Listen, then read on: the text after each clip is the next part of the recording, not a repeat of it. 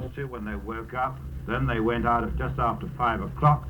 7:20, they reached the sideA, and at 8:44, the moonwalk ended. They were back inside, and at 9:55, the equipment, it just said equippy there, the equipment that they were going to leave behind was in fact jettisoned. That's the timetable so far. They are now inside that capsule to find out what they're doing over to James Poe.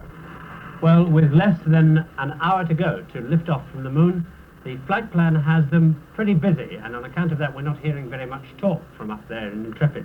What they're doing is completing the last checks on the instrumentation of the lunar module to make... They just now listen to hear what we can get. Roger, plus 10. Set your watch.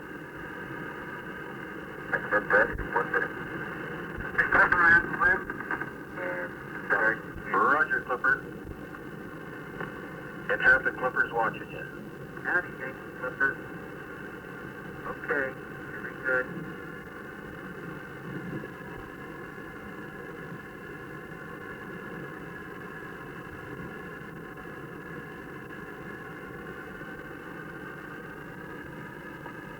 And the last few silent moments before that engine is fired, the check's complete, the astronauts waiting for the exact second to take off, because they must take off at a particular second if their insertion into lunar orbit and later on their rendezvous is to be successful. On my mark, Clipper, it'll be 1 minute. Mark, 1 minute. Master arm is on. 37 reading. Got it? Less than 1 minute to go.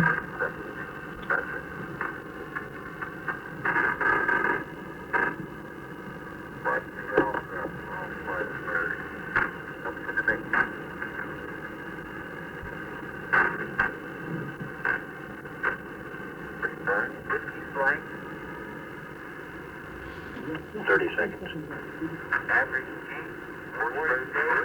Engine arm ascent. Always like his pros. They have to start. Okay? 20 seconds. Looking good, Pete. Okay. 10 seconds. 9, 8, 7, 6, 5, 4, 3, 2, 1. Let's go. Now where we go? Power. Going. Good. Looking good. It looks good.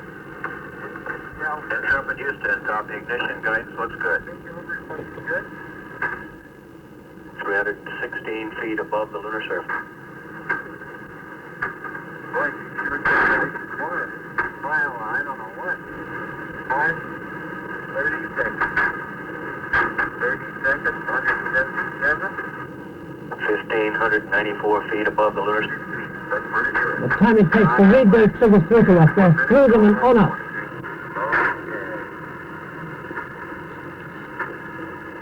Velocity building up now, 264 feet per second.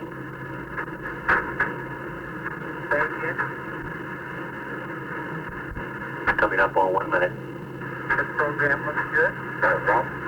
Intrepid Houston looking good at 1 minute.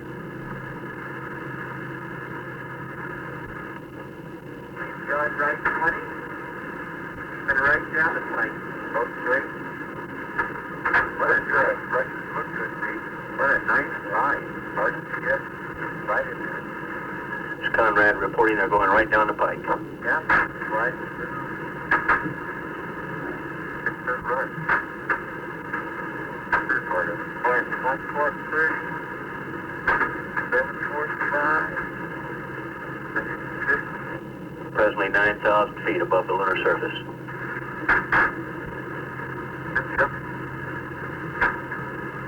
These figures, of course, we're giving you are the figures on the flight plan. They're obviously rising. Their speed of ascent is faster. Velocity now at 850 feet per second.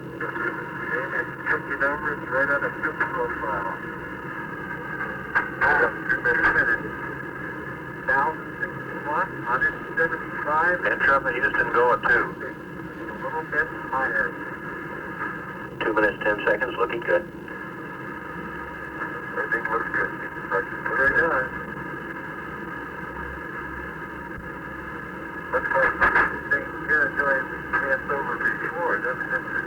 Things in action perfectly. Roger. This burn has to go on for 7 minutes and 10 seconds exactly to bring them into orbit. 30 seconds. Looking at 1373, 187, climbing out at 19,700. Houston, you better clear me out of flight level 240 or flight level 600. Roger, squawk 2-1. All right. Bucket 2-1. Coming up on 3 minutes. I think it looks real good, Pete. Taking it back. 3 minutes. 1752, 194, climbing at a That's 20. 3 minutes from liftoff. 4 minutes to go to orbit. Say again, Dick. Dick would like you to transmit on VHF. Range to go now 137 nautical miles. We got VHF. 3 minutes and 30 seconds, Al. 2,130 feet per second, climbing 193, and we're at a 31,600. Okay.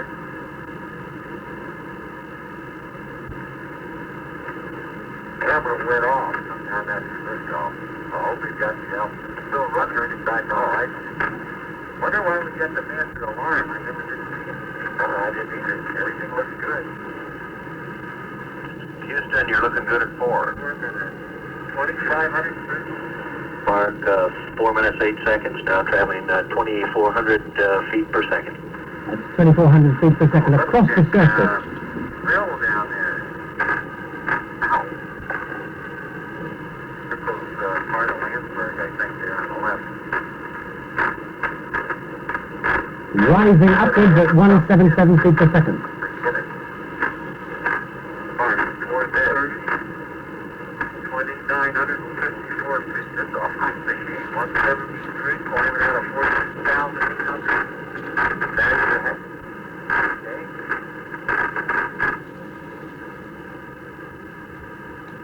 Million pressures look good. Let's move around a little bit more now. It's brighten up. Okay, you got a big job now. Don't forget the ascent. They've been thinking about it. That's all. Okay. 5 minutes. Mark, 5 minutes. 3403, 156 feet now, 47,000. Intrepid Houston, you're looking good at 5. The harbor master is charged into the main channel. Roger. Really get down there. Now over 49,000 feet in altitude. Lunar surface. Okay, 5 plus 30. Okay. You should see that rate of ascent level off as they go into curve over into the orbital path. Call it 500. Velocity 3,800 feet per second. Okay. 4,000. This is about 1,400 feet per second to go. Okay? Get a mark at 6 minutes. Coming up on 6 minutes. 6 minutes. 6 minutes, 43.82. Okay, I'm going to get over on verb 16, down 85 right now. This thing's running a little bit hot. Okay, 900 feet per the edge. Okay, please switch gears. You're picking up fast. Okay, 37. Okay, measure a little bit more. Okay, bring it back 57,000 feet in altitude. for 200 feet per second. 21 to go. 600 feet. Hey, you got 500 feet to go. Now we're really moving along. 5, 475, 439. Looking good on you. And back. 5,000 feet per second in velocity. Okay. Climbing very slowly, 20 seconds to go. Okay. Open. Open and go. Coming up on 7 minutes. Okay. Put it close as it be. You're looking good at 7 feet. Looking on. And it just open. Okay. That's the end of our stage. Get off, okay. Okay. We wait to confirm in orbit. We've had shutdown. They have shut down there in orbit. What a relaxed ride, Kurt. What a relaxed ride that was. Yes, you probably heard they're joking all the way through, making reference to aircraft terms. Let's just listen. I believe they're referring to that master alarm there.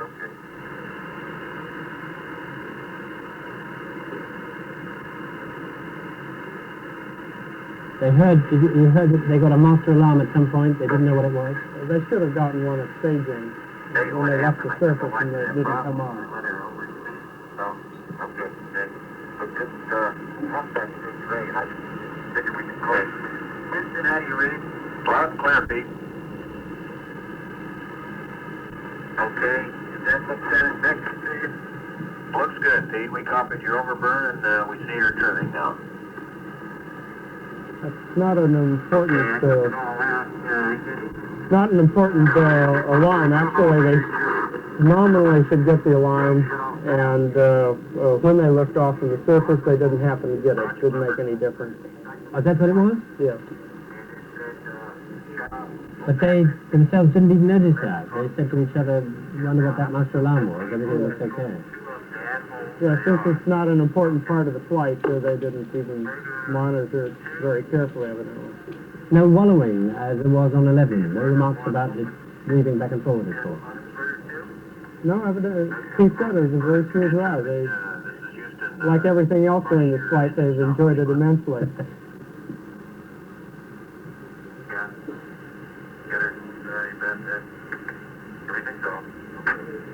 The tension in mission control off considerably there now, once they're in orbit. Yes, quite a bit. As I said, you notice there was some bantering about aeronautical and naval terms being admitted into the harbor and cleared out of an altitude to another altitude, common in flying. Dick Gordon, of course, in the command module, has now got them locked on his rendezvous radar. No, I think it's the other way around, actually. They have the rendezvous radar, and they should have him in You line. heard that report. There was a little bit of an overburn, trimmed out very nicely, however. We're at Houston Clipper is not reading a VHF. We're configuring for misfit relay now.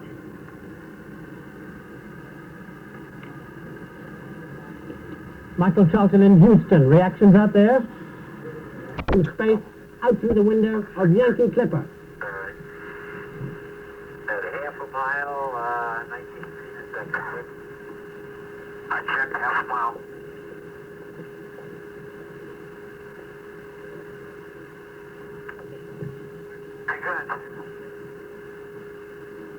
Good.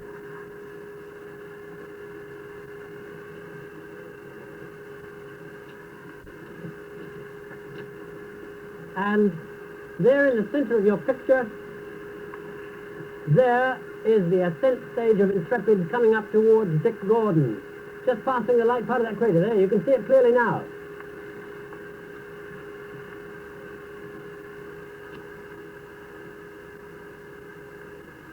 That's pretty darn good yourself. Out of 2,000 feet. Clipper Houston, we got this door now, looking good. That in the background is the surface of the moon as Intrepid with Pete Conrad and Al Bean come surging up towards Yankee Clipper, and Dick Gordon waiting for the final rendezvous and docking. Closing rapidly now. You look so good when you're so ugly. Say again? How can you look so good when you're so ugly? No, you look awful good yourself. There you see Intrepid as it approaches. Intrepid coming up towards Yankee Clipper, there in the center of your picture. 1,500 feet, Dick. Okay. Intrepid Houston, give us 5-bit rate, please. Okay, Houston.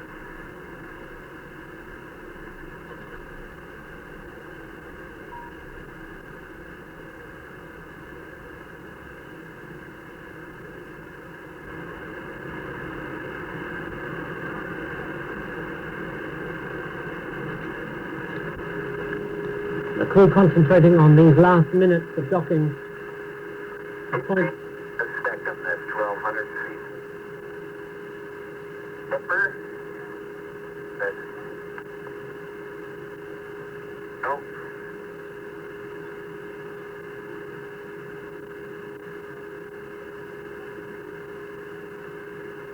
Bose out there when you give it nice long short. F. 5 feet a second. Okay, Pete, you're looking good. Keep it coming. Thanks.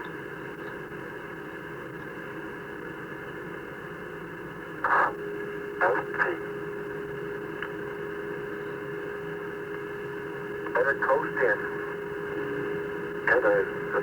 There now. Huh?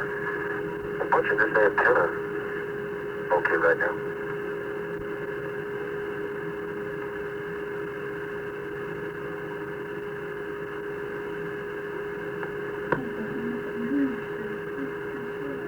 Intrepid coasting in now. Dick Gordon aboard the Yankee Clipper will actually perform the docking.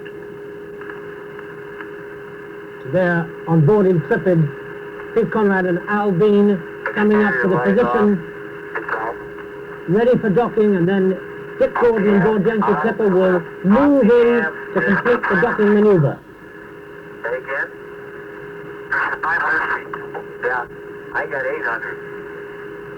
Okay. 800 feet apart. The first live television pictures of a docking in space on the return of Intrepid from the surface of the moon in a tremendously successful mission. Coming up slowly to 800 feet apart. You're looking better all the time, Dickie. Yeah, keep going. I still have some film left.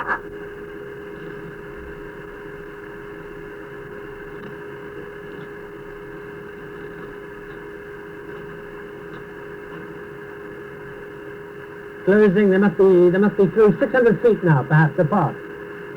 And you can just begin to see the docking tunnel in the top of the lunar module facing directly towards us.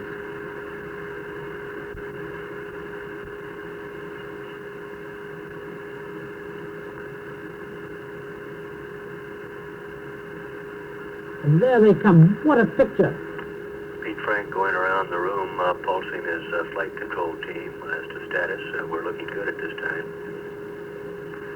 Pete Frank is the flight controller at this part of the mission, the man responsible for making sure that these two spacecraft come together in as much as he can control them, because in the last few moments all control is handed over to the pilot of the command module, Dick Gordon, making sure they come together with as much help as he can get them from his team on the ground. 540.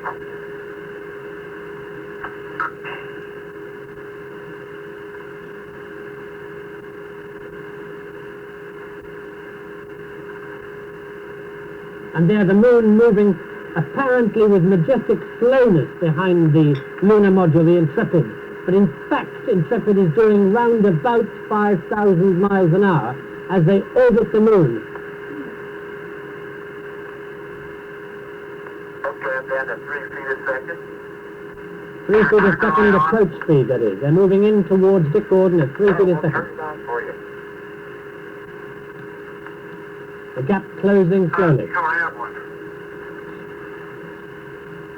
Closure rate of 3 feet per second.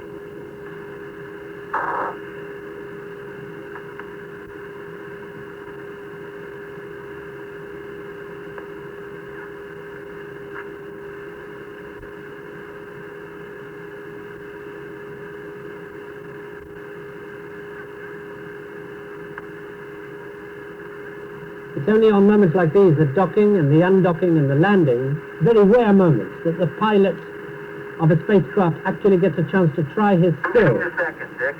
200 feet.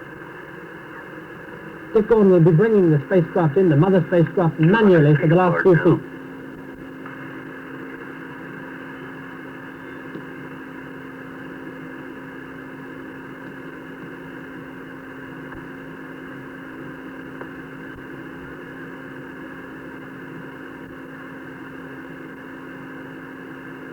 These live television pictures from inside the command module out towards Intrepid as she inches slowly in towards Dick Gordon, coming to us down from space through the tracking antenna at Madrid. I'll go to the checklist. Okay.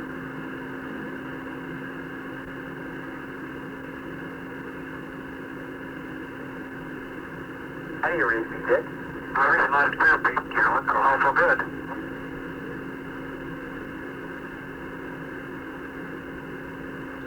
Come here, bring the docking target back with you. Say again? Come here, bring the docking target back with you. There can be very little doubt that this is the most incredible outside broadcast that television has ever done. Somebody wants to know why you didn't bring the docking target with you. Oh, I got it. On the top. Pete. Yeah.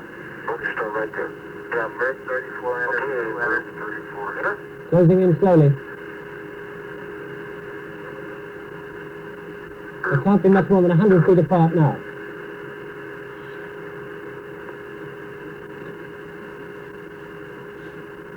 Let me put down that number.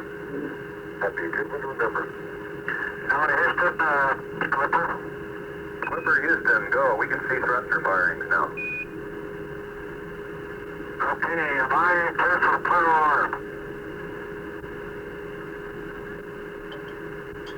Final instrument checks for the docking. You're going for a launch. Yeah, I'll have a launch on for you in a minute. That's Dick Gordon there, zooming back with his television camera lens. Right there.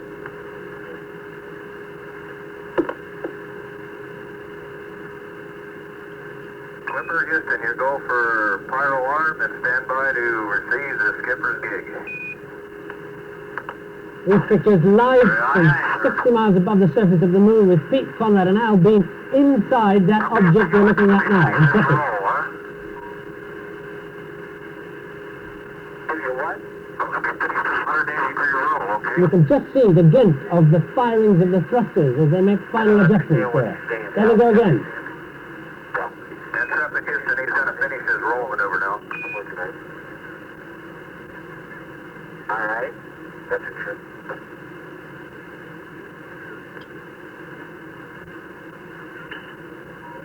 Two rolls, Dick, and I'll fly. Fantastic. The sight of those engines firing out there in space at this moment.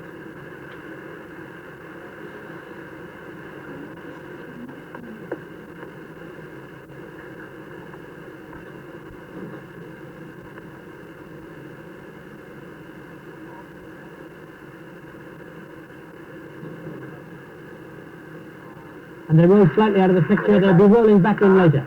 Okay, turn right one. Look at the umbilical cover. Do you suppose that's what got hit by lightning or something with on if it's brown? Look at the top of it burned. Yep, I do believe that's what got hit. No, maybe it gets burned by other. We ought to find out. Closing in now to the very last few feet. Why don't you move over to the left a little bit and I'll take a picture of it and take a look at it later. Hey, can you drop down a little bit? Can I do what? Drop down? Down. There you see clearly one of Intrepid's main antenna. Towards the bug. There on the bottom left of your picture. Where? Towards the bug. Oh, yeah, okay. Okay, Pete. How much further down do you want me to go?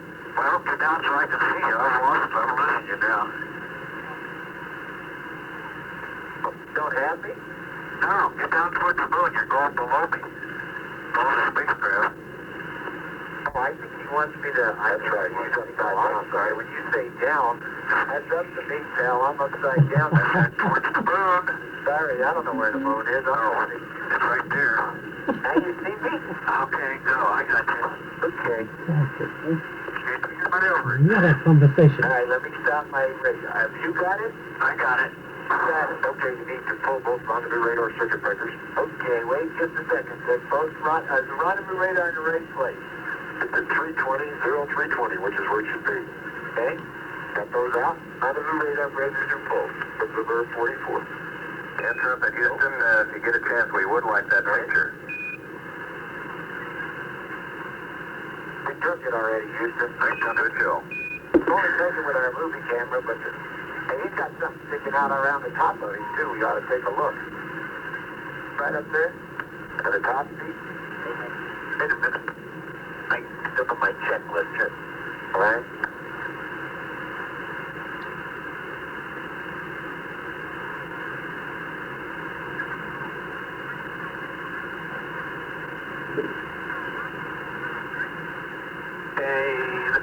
Overhead window.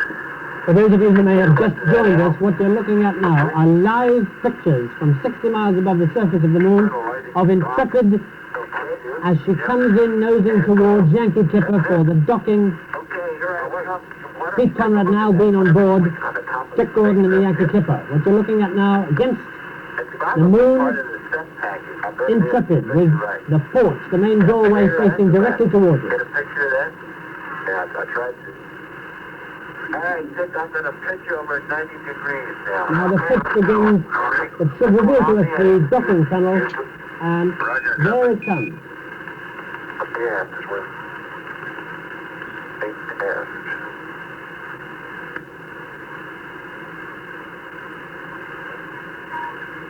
Pitching around now to begin the final approach.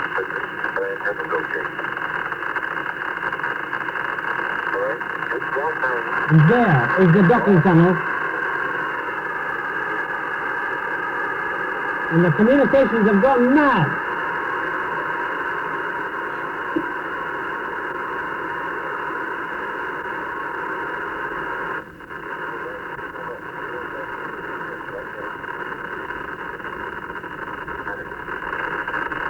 Houston, give us a little bit, right?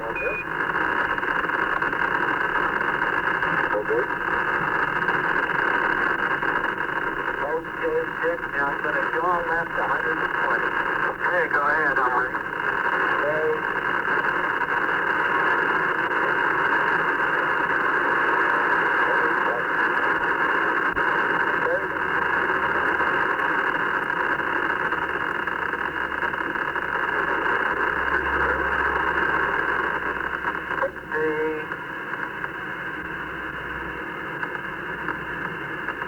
You can just see the sun shining on the sides of the lunar module, the top of Intrepid facing directly towards it.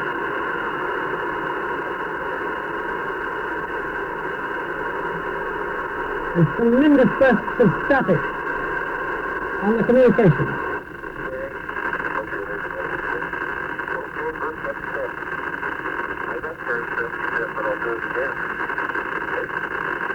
Mission control keeping out of this conversation. This is a conversation between the men on board trying to bring these two spacecraft together in an incredibly difficult maneuver handled totally by the pilot.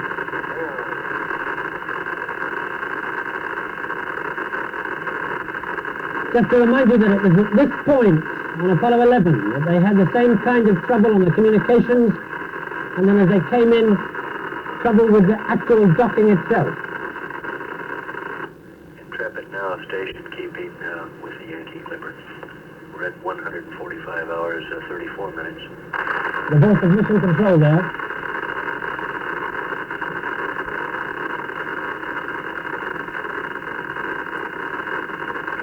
Just a few feet apart now.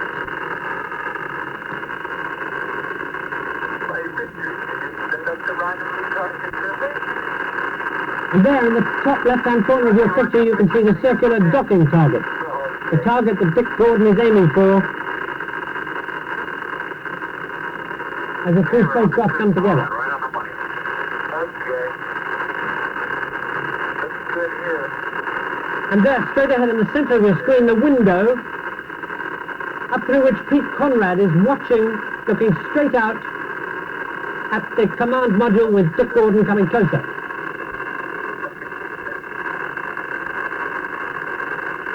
Hearing very little of their conversation. And there inside you can see Pete Conrad moving around inside that window. And there, the first soft docking contact.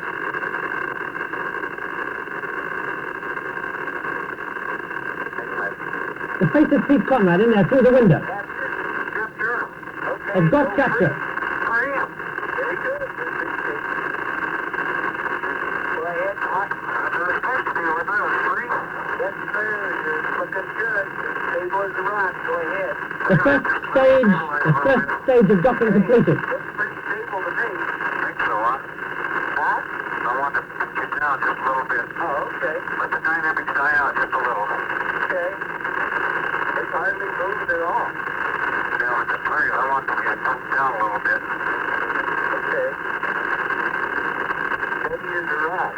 Okay, I'm getting it down there with the attitude. Okay. Okay. Go ahead. You ready to return? I'm ready to retract. Okay, Charlie Bear. There we go. Pulling back and trying it again.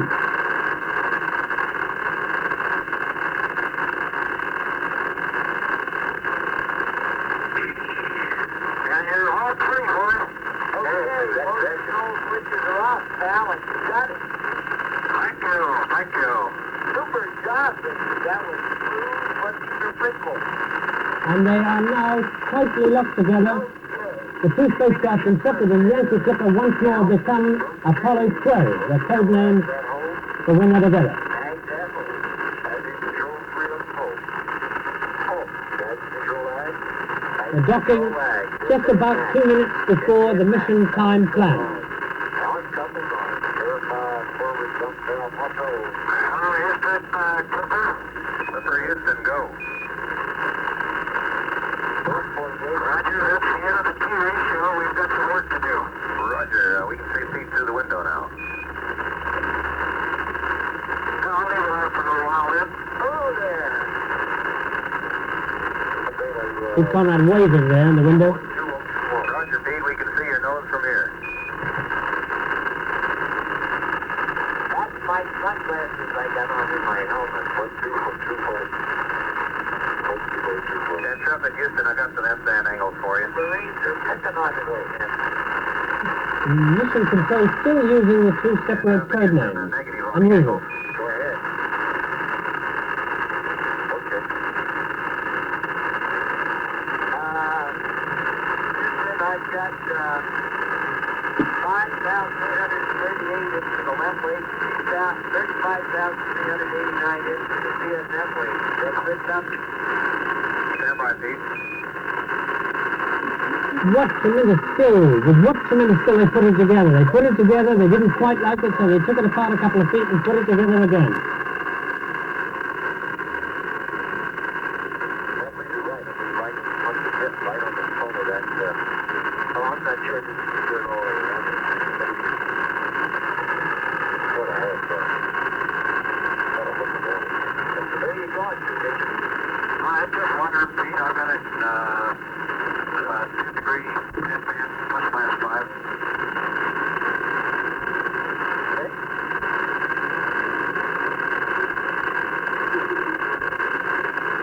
Interim to Houston, I got your weight. Right. Go ahead. Okay, limb weight is 5334. And CSM weight is 35600. Just over 5,000 pounds weight, total weight of the lunar module there you heard, after the expenditure of most of their fuel. 5, Very light spacecraft. 4, and CSM is 35600. Good. Roger, break Clipper, did you copy? Houston, I just stuck 500 in the limb, is that close enough?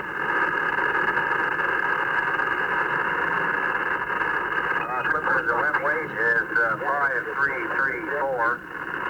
And if you're ready to copy, I've got your trims for you.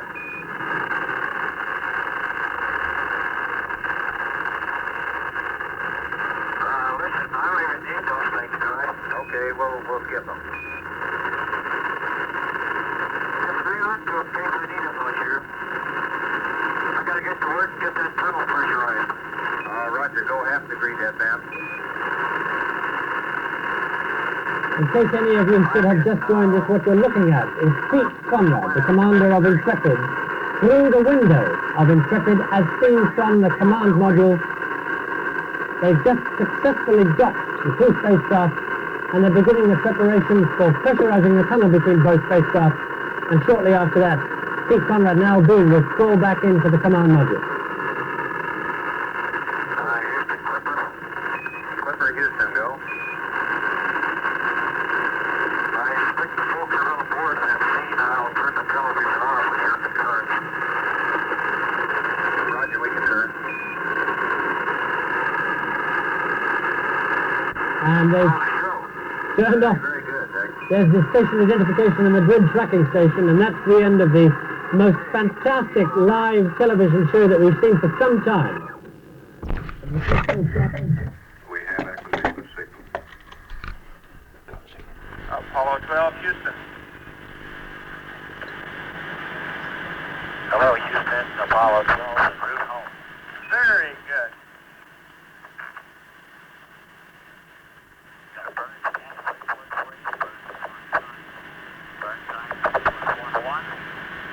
PGX was 0. PGY was plus 0.7. PG 1. Delta AC was minus 14.4. Fuel was 74. Oxidized. Gas was 7.4. Oxidized 7.7. Unbalanced plus 2.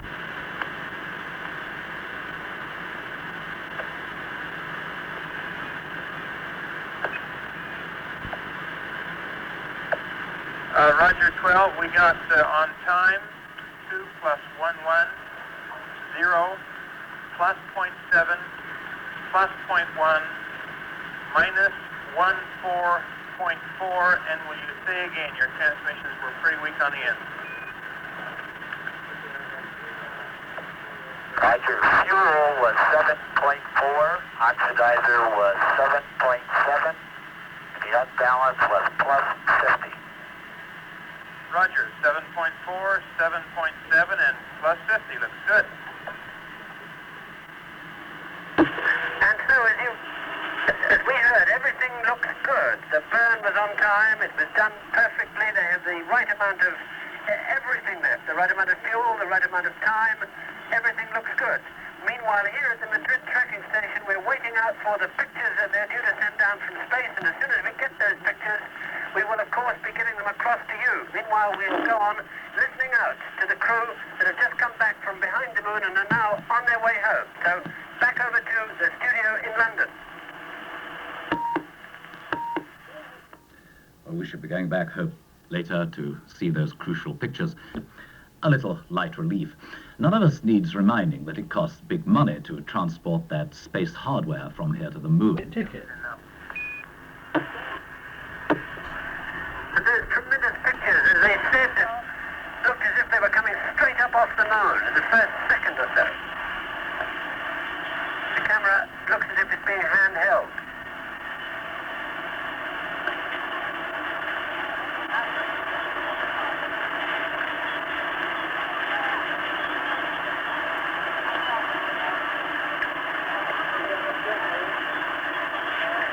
The moon there receding fast as they pull away at over 8,000 miles an hour.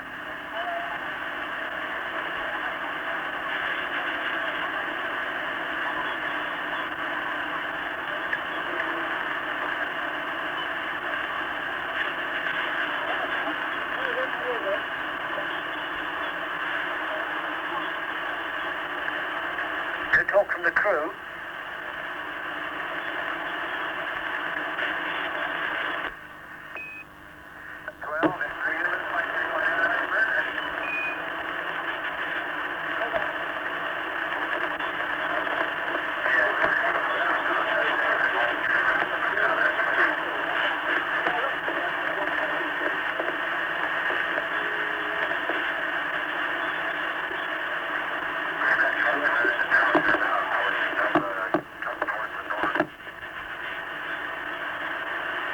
The Terminator, the line between light and dark on the moon.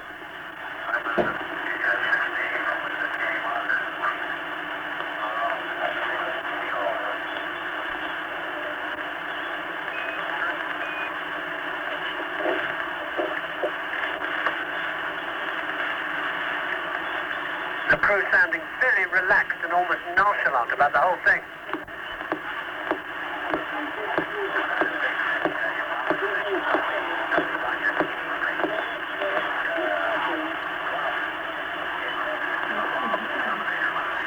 This bar, Madrid.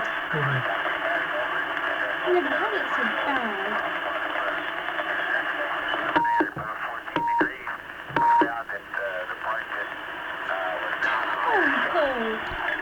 Oh, We're not going to take any more of this. We're watching Moon. Go on. 30 seconds. Stand by.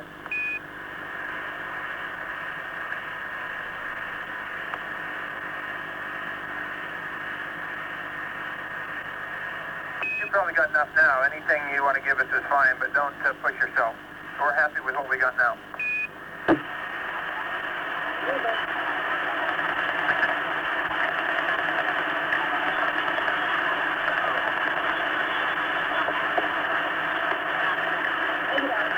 How far away was that?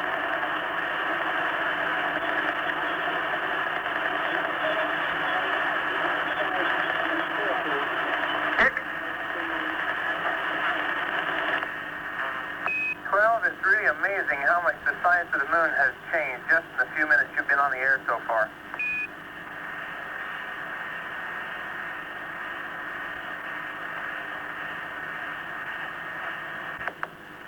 I'm looking out my small hatch window to the right, and I can see the moon entirely right now. We have it down. We sure can turn. How's that? That's right open. You know, what's the altitude right now? What's the altitude rate? Do I know?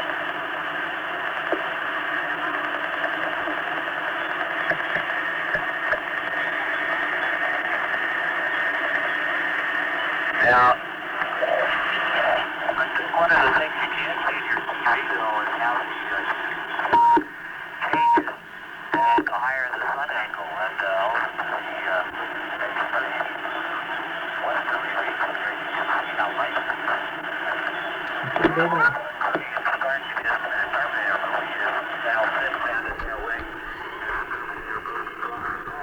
gravitational field here will just allows you to not put in a lot,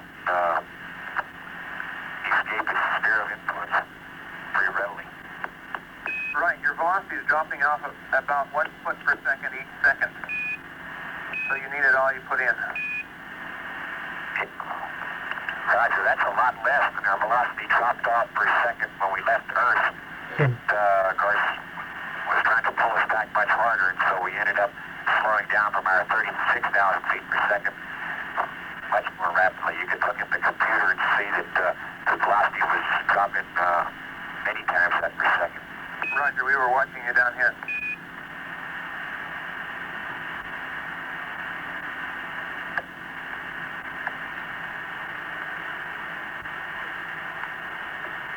Today, while picture taking was going on, the three of us had the opportunity to discuss what we thought the texture of the surface was, especially because we were interested in our landing area and possibly finding some Copernican ray material and looking at the rays and everything. And they aren't quite readily visible from 60 nautical miles.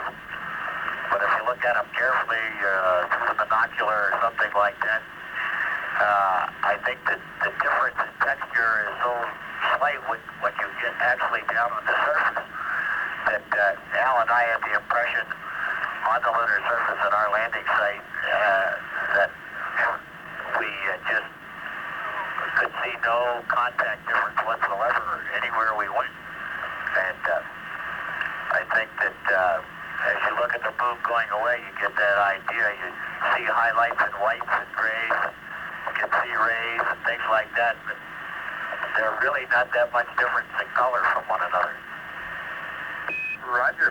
What about the white and gray differences you saw around the west side of Head Crater? Could you see those out over the regional area?